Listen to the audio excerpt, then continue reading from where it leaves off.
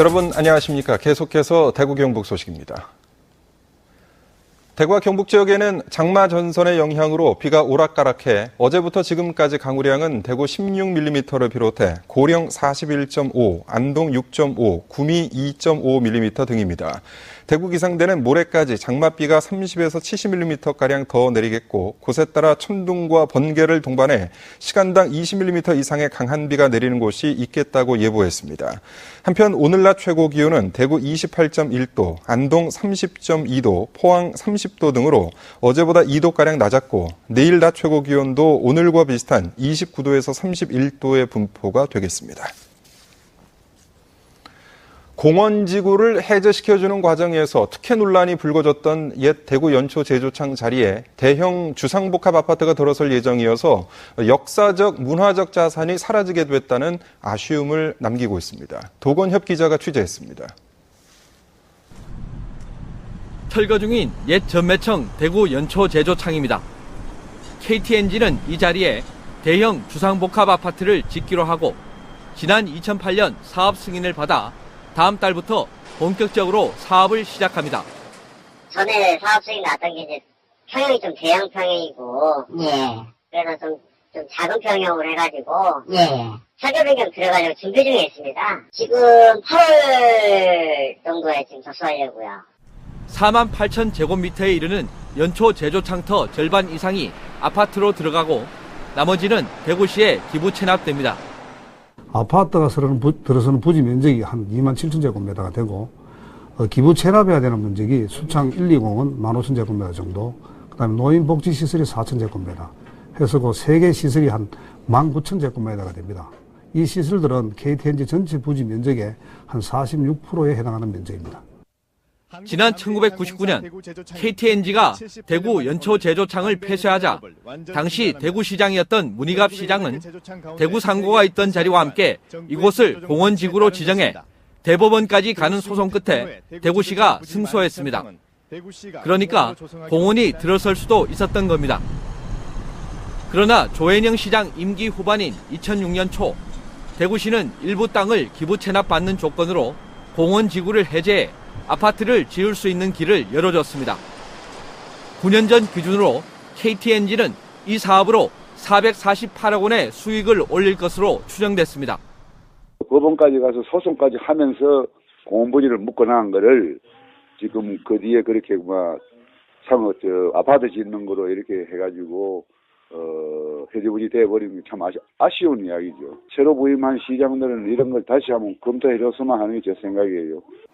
일제강점기인 1923년 들어선 대구 연초 제조창은 국내 최초의 담배 공장으로 대구 도심에 남아있는 대표적인 근대 문화유산이기도 합니다. 재정이 부족하다는 이유로 이 특정 기업에게 특혜를 주면서까지 중심 상업지역으로 용도를 변경한 게 현재 문제를 가져왔던 어떤 그런 근본적인 원인이었다고 생각을 하고요.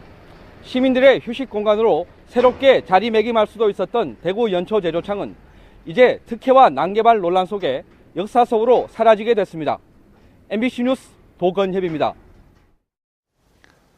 대구 국가산업단지의 공장 땅을 처음으로 분양받을 업체가 결정됐습니다. 대구시는 유치기업평가위원회가 대구 국가산업단지 공장 땅 1차 분양에 신청한 116개 업체를 심의해 36개 업체를 입주업체로 선정했습니다.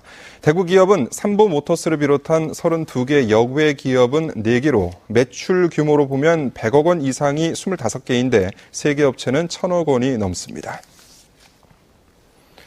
전국교직원 노동조합이 일부 전임자의 학교 복귀를 결정한 가운데 대구는 전임자 3명이 모두 복귀하기로 했고 경북은 전임자 3명 가운데 1명만 복귀하기로 했습니다.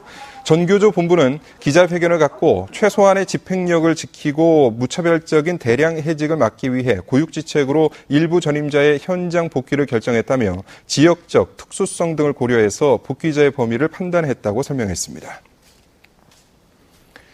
대구지방법원은 홍덕률 전 대구대 총장에 대한 항소심에서 횡령 금액이 4억 원으로 적지 않지만 개인적으로 쓰이지 않았고 이 돈을 대학 구성원들이 성금으로 학교에 반환한 점을 고려하면 벌금 2천만 원을 선고한 원심은 너무 무겁다며 벌금 1,000만 원을 선고했습니다.